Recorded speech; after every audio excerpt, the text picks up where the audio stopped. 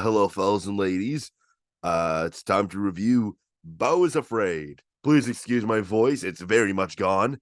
Because I'm very sick right now, but I gotta review Beau is Afraid. Beau is Afraid is a new film from Ari Aster, who wrote and directed Hereditary and Midsummer, two amazing horror films. And Beau is Afraid now stars Joaquin Phoenix as Beau, who is going on a big old cross-country odyssey to go visit his mom at home, which is the simplest way I can describe Beau is Afraid without spoiling it. Now, as you probably heard, it has unanimous acclaim. Everybody loves it. Nobody hates it at all. On the contrary, you've also heard that it's a career killer and that it's a terrible piece of shit. 0 out of 10. Shout out to Eric Webby. Full disclosure, I've seen this movie twice now. I saw it once last week at a press screening, and then I saw it again. And then I knew immediately. I was like, I need to see that again. Not because I loved it, but not because I disliked it either. It's because I wasn't 100% sure how I felt about it. So thankfully for me, A24 was nice enough to invite me to the Toronto premiere. Look how handsome I am. You can't have me. I know you want me, but you can't. And I do think that second viewing helped me fill some holes, even if I do got some flaws still. This movie is just such a fucking it's such a trip, man. Like, I was with some folks yesterday who took edibles, and I just immediately was like, oh, that was a bad idea. This movie just takes this character, Beau, and basically runs him through the fucking ringer. This poor dude. This dude's anxiety ridden, has some serious mommy issues. From the first hour of this film, it's a long ass movie. From the first hour of this movie, like, immediately you're just in this guy's headspace. This dude's a paranoid. He's like, he lives in a cartoonishly bad neighborhood. And I kind of like, initially I was like in on Ari Aster's like wild craziness because, because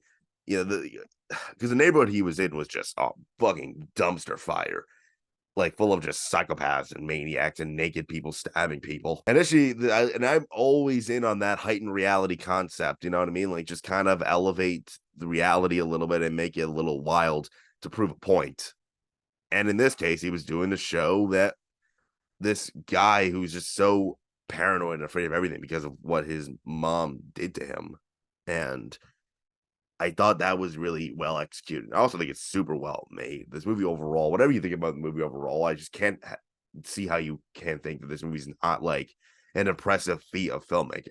Not like Avatar level, but like it's certainly impressive to watch like certain way the way things are choreographed, even like during this one scene where all he has to do is run across the street, the way everything like worked in unison together, I thought was really fun. The movie's also really funny. I wouldn't say it's laugh out loud hilarious every scene, but it definitely has so much moments of just pure comedy. Sometimes the laughs just kind of came from me kind of going, oh my God, this is so insane. I can't help but laugh. The first hour, I was totally into it. Second hour started to lose me a little bit. Second hour is when you see it in the trailers when Nathan Lane and Amy Ryan come into the equation. And the second viewing definitely helped me fill some holes, but I still can't help but be like, okay, what was the point of all that? And I feel like that's where the self-indulgence he claims have to come in. There are a few moments, especially namely with this female character in the second hour, where she's a little bit too like out there. I'm like, it doesn't feel like that's been earned enough. I understand there's a heightened reality, but like it feels a little too much, especially with how that story ends. But the second hour definitely, because the first time I saw it, I was like, there was no purpose for that, and I see the purpose a little bit more now, even if I still think it's the weakest element of the movie. And the third act picks it back up, and I start to understand more like what they're going for and what Ari's trying to say. But I feel like the second hour just still kind of had a little bit of a lasting kind of negative impact on me. There's a huge segment you've seen in the trailer, the animated sequence. I think that is the best looking, like, the sequence goes on for way too long, like 10 minutes almost. But that sequence, man, I don't know, man. It's so stunning visually and interesting to look at, but like, man, was there a point? There's another moment where it kind of feels like that moment was there just to kind of, cater to Ari Aster's desires to be like who he is. And I respect it. I respect A24 for giving this ambitious movie so much money, but like, I don't know. I feel like that moment could have been cut down a little bit. I don't think Joaquin Phoenix is getting enough praise for this performance. The performance is a lot more subdued than I would have guessed. Like, he definitely has his moments of screaminess, but like, it's not the Joker. But I also do understand how people would say that Patty LuPone stole the show, because she kind of did. She comes in at the end and she just completely kills it. And she's just so like, that's when you kind of see what Ari's really going for. And you're just kind of like, wow, this woman like is so oblivious like to what she's done to her son. Like, come on, man. I will say there's a plot twist like 20 minutes before the movie ends that's like one of the wildest things I've ever seen. And if I spoiled it here, you wouldn't believe me. It's not just that it happens, but like it's one of those things that like requires an explanation. Like I don't care how heightened this reality is. Like they show this thing and then they just kind of go, all right, say la vie. Like what?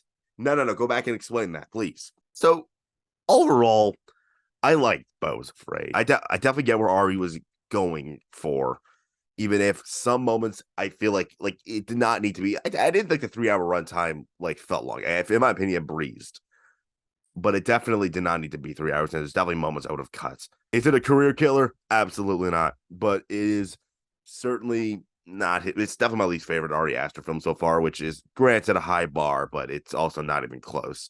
And I'm gonna go ahead and give Beau's Afraid a nice 7 out of 10. All right, that's it. Thank you so much for watching the video.